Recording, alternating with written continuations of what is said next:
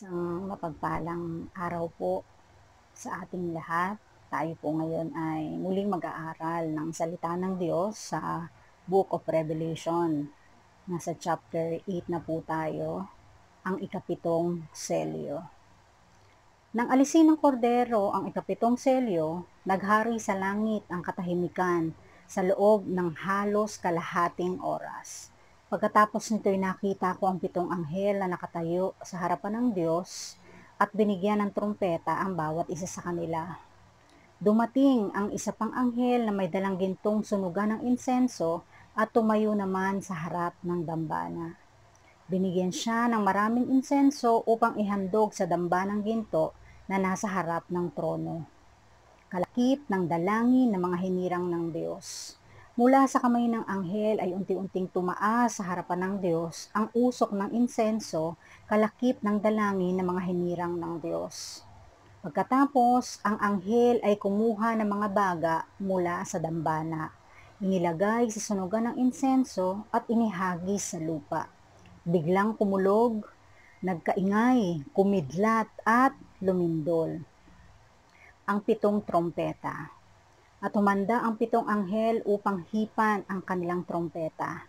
Hinipan ng unang anghel ang kanyang trompeta at umulan ng yelo at apoy na may kahalong dugo.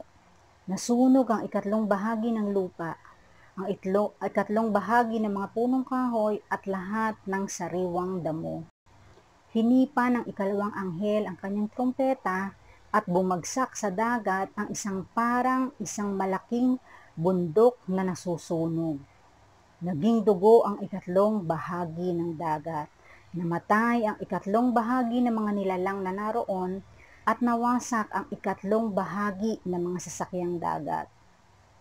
Hinipa ng ikatlong anghel ang kanyang trompeta at nahulog mula sa langit ang isang malaking bituing nagliliyab na parang sulo at bumagsak sa ikatlong bahagi ng mga ilog at mga bukal. Ang bituin ay tinatawag na kapaitan. Humait ang ikatlong bahagi ng tubig at maraming tao ang namatay pagkainom nito.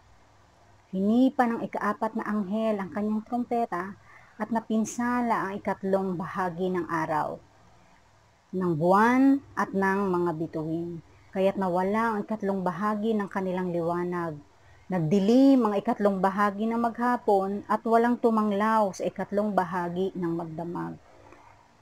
Pagkatapos ay nakita ko ang isang agilang lumilipad sa kalawakan at narinig ko itong sumisigaw, kalagim-lagim, talagang kalagim-lagim ang sasapitin ng lahat ng nasa lupa, pagtunog ng mga trompetang hihipan ng tatlo pang anghel. Pagpalain po ng Diyos ang pagkakabasa at ang pag-aaral natin ng kanyang buhay at makapangyarihang salita. Ang aklat po ng pahayag, kung mapapansin natin, ay mayroong mga malalalim na mga kataga na minsan ay mahirap unawain. Nais ko lamang po ipaalala na ang pag-aaral natin ng salita ng Diyos na ito ay isang pagpapaalala lamang para sa bawat isa, lalong-lalo na sa nalalapit na mangyayari sa mga susunod na panahon. So dito po sa Revelation chapter 8, ito ay patungkol sa ikapitong selyo. Dito sa verse 2, binanggit ng may nakita si Apostol Juan na pitong anghel na may pitong trompeta. So, sa mga sumusunod na mga verses, makikita po natin ang sinapit, ang mangyayari dahil sa pagtunog ng pitong trompeta. Sa verse 3, binanggit rito ang isang anghel na merong, sabi ganon, an angel with a golden censer. Kalakip ang mga panalangin ng mga mananampalataya ng ating Panginoon. Tayo pong mga kumikilala sa Diyos ay binigyan ng karapatan ng Diyos na makalapit sa Kanya, makadulog sa Kanyang trono. At wala pong ibang lumalapit sa Diyos Ama, sa trono ng Diyos Ama, maliban sa ating Panginoong Hesus. Siya po ang binigyan ng kapangyarihan, karapatan na maging mediator between God and men. So, mapalad po tayo na nakatagpo ng pag-ibig ng ating Panginoon sapagkat nabiyayaan po tayo ng karapatan na makalapit sa harapan ng ating Panginoon sa pamamagitan ng ating Panginoong Hesukristo.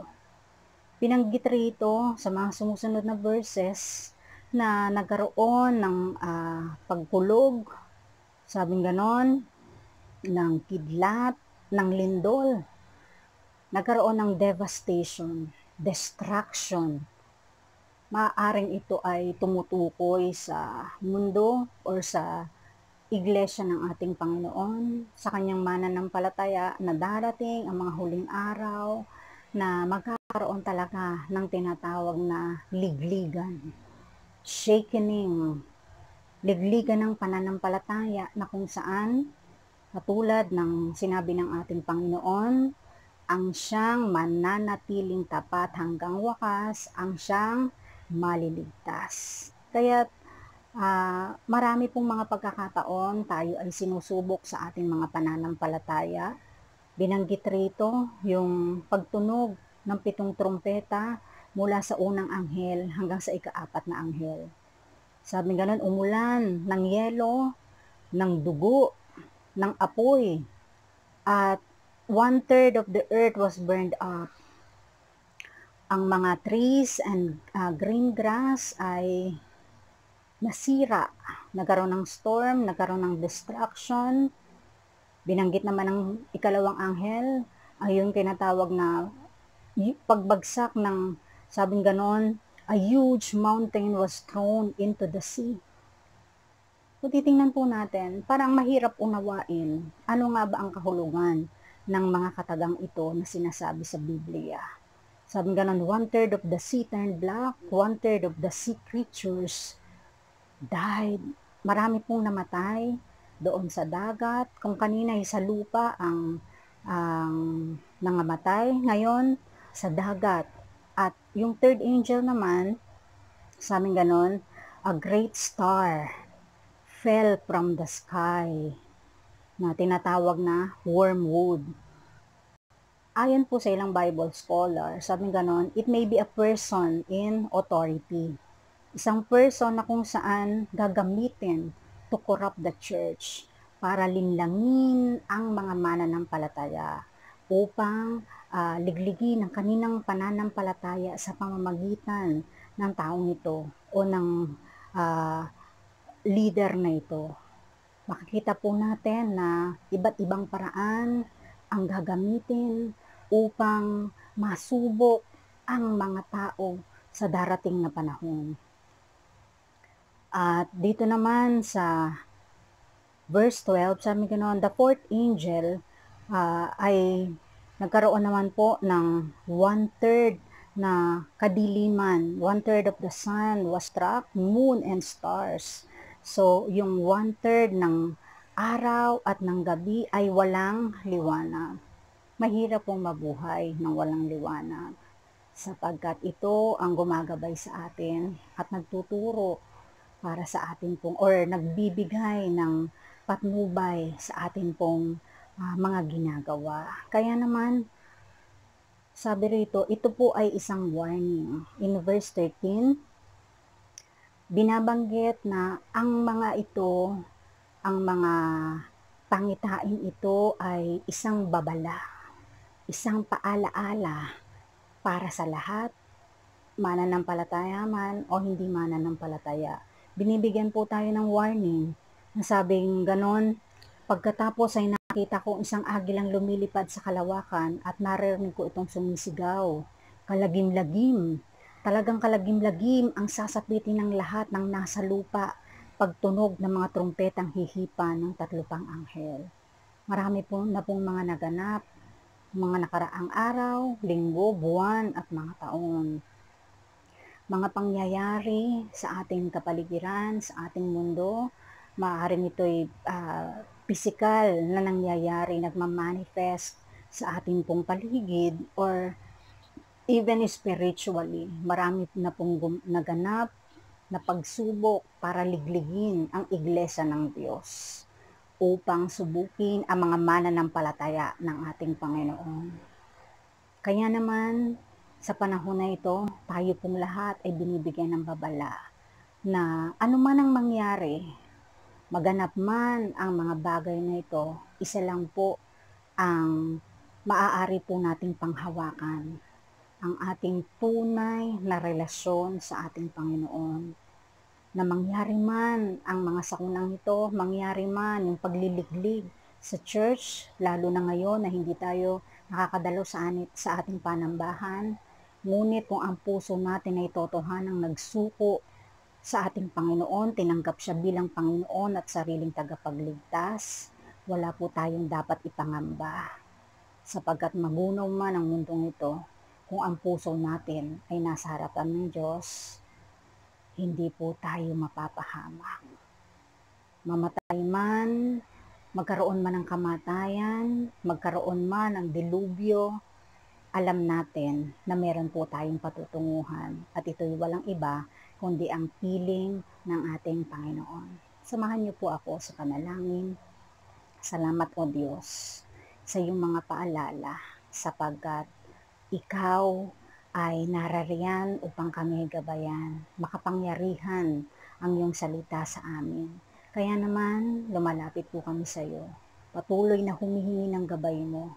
Bigyan mo po kami ng karunungan, kapahayagan sa pagbabasa namin ng iyong salita. Bagamat ito, Panginoon, ay malalim, ngunit alam namin ang iyong banal na Espiritu ang siyang gagabay at magtuturo sa amin ng kahulugan nito. Patuloy mo po kaming gabayan na sa lahat ng mga nangyayari nito, Panginoon, sa iyo lamang kami kumapit, hindi bumitaw ang aming pananampalataya. Kaya naman, sa lahat ng nakikinig, nanonood, sa oras na ito, pagpalain mo po sila. Hipuin mo, bantayan mo kanilang mga puso at hayaan mo na patuloy kanilang pagtiwalaan. Be with them, Lord God. Be with us. Balutan mo ng iyong banal na dugo ang bawat isa. Ingatan hindi lamang ang aming pisikal na katawan, kundi ang aming mga espiritu. Maging ang aming mga pamilya ay patuloy na sa panahon na ito, lalo kaming maging malapit sa iyo. Patuloy na ang tahanan namin ay maging banal mong tahanan, O Diyos, pinaghaharian ng iyong salita. Magkaroon ng spirit of unity, Lord God, sa aming mga tahanan, magkaroon ng pagpapakumbaba, pagtitiwala sa isang buhay na Diyos. At umaasa po kami, patuloy kang kikilos, matatapos ang mga kaguluhang ito, matatapos ang mga Lord God, ang mga nangyayaring sakit, kaguluhan sa aming paligid, sapagkat ikaw ay Diyos na tapat, dakila at makapangyarihan. Salamat po, pinupuri ka namin, maingat namin binabalik sa iyo ang lahat ng pasasalamat, kaluwalhatian at karangalan sa pangalan ng aming Panginoong Hesus. Amen. Marami pong salamat sa inyong pakikinig. Pagpalain po tayong lahat ng ating Panginoon. To God be the glory.